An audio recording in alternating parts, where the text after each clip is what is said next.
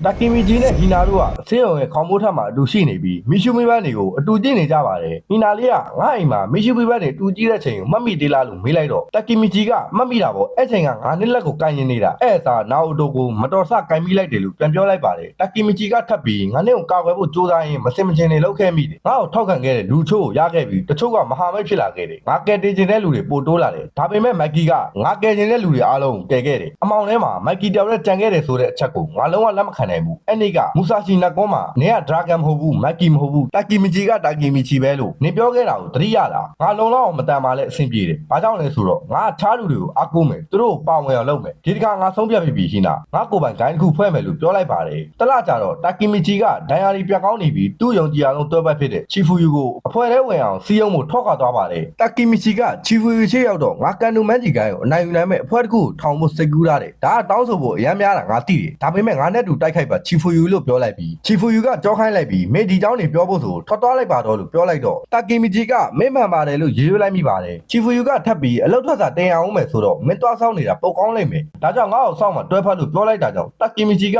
မျက်ရည်တွေထိမ့်မရတော့ပဲသူ့ပေါ်တာကြီးကိုပြေးဖက်ထားလိုက်ပါတယ်နောက်နေ့ရောက်တော့ချီဖူယူကချိန်နေတခုတော့ရှိတယ်အဲ့ဒါစောင်းတောင်လို့ပြောလိုက်ပြီးတာကီမီဂျီကအဲ့ဒါဘာလဲလို့ပြန်မေးလိုက်ပါတယ်ထပ်ပြီးချီဖူယူကဂိုင်းတက်နမယ်လीမိုက်တယ်မလားလို့ပြုံးပြေးပြေးပြောလိုက်တော့တာကီမီဂျီကစောင်းတောင်ဟုတ်လားဘာလို့ဆိုလာလဲလို့ပြန်မေးလိုက်ပြီးဘော်ရာနှစ်ယောက်ပျော်ရွှင်နေကြပါတယ်ချီဖူယူနဲ့တာကီမီဂျီတို့ကဟက်ကန်စီရောက်လာပြီးဂိုင်းတက်တဲ့ဝင်မှုပြောလိုက်တော့ဟက်ကန်ကချက်ချင်းလက်ခံလိုက်ပါတယ်တာကီမီဂျီကကြောင်အပ်သွားပြီးမင်းမဆိုင်မတော့ပဲချက်ချင်းလက်ခံလို့လားဒါကိုအချိန်ယူစဉ်းစားလို့ရပါတယ်လို့ပြောလိုက်တော့ဟက်ကန်ကမင်းနားမလဲဘူးလားမင်းကငါ့ကိုကိုညီလာတောင်းရင်ငါဘလို့ညင်းနိုင်မှာလဲလို့ပြန်ပြောလိုက်ပါတယ်ချီဖူယူကချက်ချင်းပဲအင်ဂျီထဲထုတ်ပြီးမင်းသားကိုဝှေ့လိုက်လို့ပြောလိုက်ပါတယ်ဝှေ့ကြည့်လိုက်တော့နှင်းပွေးပုံစံစတီကာနဲ့တီရှပ်ထဲဖြစ်နေတာပါချက်ချင်းပဲဟက်ကန်ကဒါဘာကြီးလဲလို့မေးလိုက်ပြီးချီဖူယူကဒါစောင်းဆောင်ကိုင်းရဲ့ဝှစ်စုံပဲလို့ပြုံးပြီးပြောလိုက်ပါတယ်အဲစကားကိုကြားတော့ဟက်ကန်ကစိတ်ပြတ်သွားတဲ့မျက်ခွက်ကြီးဖြစ်သွားပြီးဒါဆိုရင်ကန်နိုမန်ကြီးကိုင်းကိုတိုက်ခိုက်ရင်ဒါကိုဝှေ့ရမှာလားလို့မေးလိုက်တော့ချီဖူယူကဂုံယူနေတဲ့မျက်ခွက်နဲ့အေးဟုတ်တယ်မိုက်တယ်မလားဒီတစ်ခါငါတို့တကယ်တော်တာပဲလို့ပြောလိုက်ပြီးတာကီမီဂျီကဒီဝှစ်စုံနဲ့တော်တင်မီထင်တယ်လို့ဝန်တားနေပါတယ်ချီဖူယူကကန်နိုမန်ကြီးကိုင်းကိုနိုင်လိုချင်ရင်လူများများလိုတယ်လို့ပြောလိုက်ပြီးတာကီမီဂျီကမင်းတို့မှာအားကိုးလို့ရမယ်ချားလူတွေရှိလားလို့ပြောလိုက်တာကြောင့်အလုံးကြောင်းရသွားကြပါတယ်ထပ်ပြီးတာကီမီဂျီကတငယ်ချင်းတွေမရှိဘူးလားလို့မေးလိုက်တော့နှစ်ကောင်လုံးက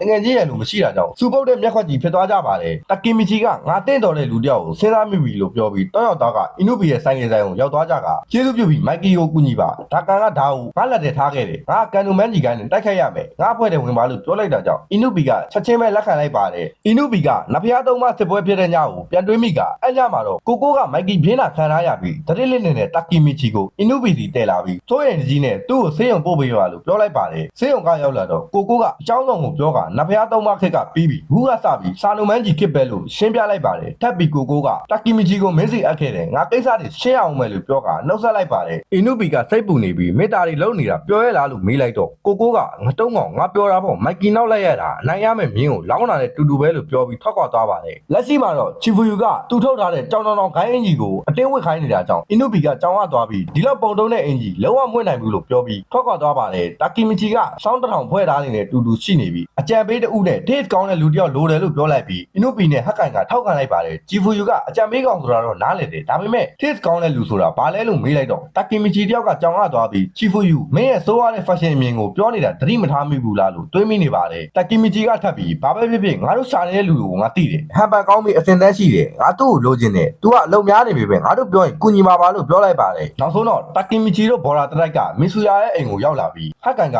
ရူနာတာကာချန်ယန်လို့မေးလိုက်တော့ရူနာလေးကကိုကြီးအခုတလောဆိတ်ရှုပ်နေပုံပဲတတိဆ fashion ဒီဇိုင်နာတွေအတွက်တိုင်ပွဲတစ်ခုရှိတယ်တပတ်အတွင်းပြိုင်ပွဲစမှာမို့လို့ကြိုးကြိုးသားသားလုပ်နေတဲ့ပုံပဲလို့ပြောလိုက်ပါတယ်ဟက်ကန်ကထပ်ပြီးဒါပေမဲ့တာကာချန်ကစူးတွေကိုမုန်းတယ်လို့မပြောဘူးလားလို့ပြောလိုက်ပြီးရူနာကအရင်ကတော့အဲ့လိုပြောတာပဲဒါပေမဲ့ဒရာဂန်ဆုံးပြီးတဲ့ကသူ့လုပ်တွေပို့လုပ်နေပြီးစားဖို့တော့အပြင်မထွက်လာဘူးလို့ပြောလိုက်တာကြောင့်တာကီမီဂျီကမီဆူယာနဲ့တွေ့လို့ရမလားလို့ခွင်တောင်းလိုက်ပါတယ်မီဆူယာကအခန်းထဲမှာအယုတ်ကျိုးပြဖြစ်နေပြီးအလုပ်တွေဖိလုပ်နေတာပါတာကီမီဂျီတို့ရောက်လာတာဓတိထားမိသွားကမိုက်ရန်ထဲမှာစကားအေးဆေးပြောဖို့ထွက်လာကြပြီးချောင်းကြည့်နေတဲ့၃ယောက်ကတော့မီဆူယာအတွက်စိတ်ပူနေပါတယ်မီဆူယာကမေ့ပါလို့ဒီကိုရောက်လာတာလဲလို့မေးလိုက်တော့တာကီမီဂျီကငါမိုက်ကီကိုတိုက်ခိုက်မယ်အဲ့ဒါကြောင့်ငါဂိုင်းတစ်ခုဖွဲ့နေတာမင်းဝင်မလားလို့မေးလိုက်ပါတယ်နှင်းကြတဲ့နေ့တနေ့မှာမီဆူယာကဒရာဂန်နဲ့တူရှိနေပြီးဒရာဂန်ကဒီနေ့နှင်းနေရယူလောက်အောင်အေးတယ်မီဆူယာမင်းက fashion နဲ့လိုက်ဖက်တယ်မလားလို့မေးလိုက်တော့မီဆူယာကမဟုတ်ပါဘူးမင်းရောစိုက်ကယ်ဆိုင်ဘယ်လိုလဲလို့ပြန်မေးလိုက်ပါတယ်ဒရာဂန်ကအမျက်အများကြီးမရပါဘူးအင်နုဘီနဲ့ငါကတော့အကောင်းဆုံးလုပ်နေတယ်ဒါပေမဲ့မီဆူယာမင်းကတုံမန်းပါပဲအသက်ရှင်နေထိုင်ရတာကျင်သားရပြီလားငါကတော့အဲ့လိုမျိုးဆက်မချောက်နိုင်တော့ဘူးဒါကြောင့်မလို့ပဲငါလူမိုက်ဘွားကိုပြန်သွားပြီးမိုက်ကီနောက်လိုက်မယ်မင်းကတော့ပိုကောင်းတဲ့ fashion designer တယောက်ဖြစ် ဖြစ်အောင်လုပ်လို့ပြုံးပြီးပြောလိုက်ပါတယ်အဲအကြောင်းတွေကိုမီဆူယာကပြောပြလိုက်တာကြောင့်တာကီမီချီကမျက်ရည်တွေဝဲလာပြီးအဲ့ကတိကိုတီးဖို့တော့ပဲလို့တွေးမိနေပါတယ်တာကီမီချီက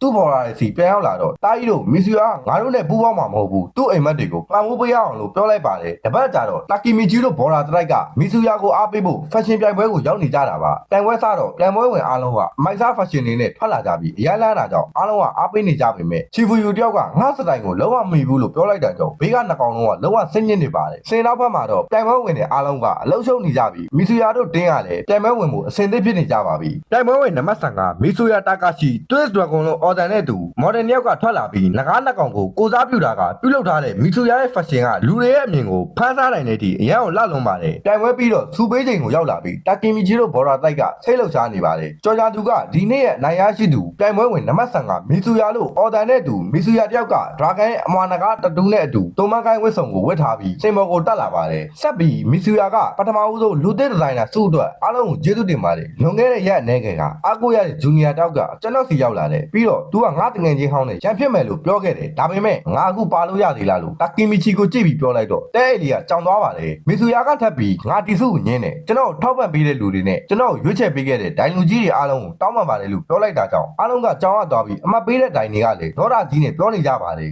သူကဘလောက်ပဲကြီးမားနေပါသေးမင်းရဲ့အခြေဆုံးတငယ်ချင်းတွေကိုစွန့်ပစ်ခဲ့ပြီးရခဲ့ရင်ဒီစုကချီးလို့ပဲလို့မီဆူယာကပြောလိုက်တာကြောင့်တာကီမီချီတယောက်ကမျက်ရည်တွေဝဲနေမိပါတယ်အဆုံးထိအချိန်ပေးပြီးကြည့်ရှုပေးတဲ့အတွက်ဘရာလာတို့အားလုံးကိုကျေးဇူးအများကြီးတင်ပါတယ်ဒီလိုမန်ဂါရီကတ်တွေကိုဆက်လက်တင်ဆက်ပေးတော့မှာမို့လို့ like နဲ့ subscribe လေးလုပ်ပြီးအားပေးခဲ့ပါအောင်နောက်ထပ်ဗီဒီယိုတွေမှာပြန်ဆောင်ကြမယ်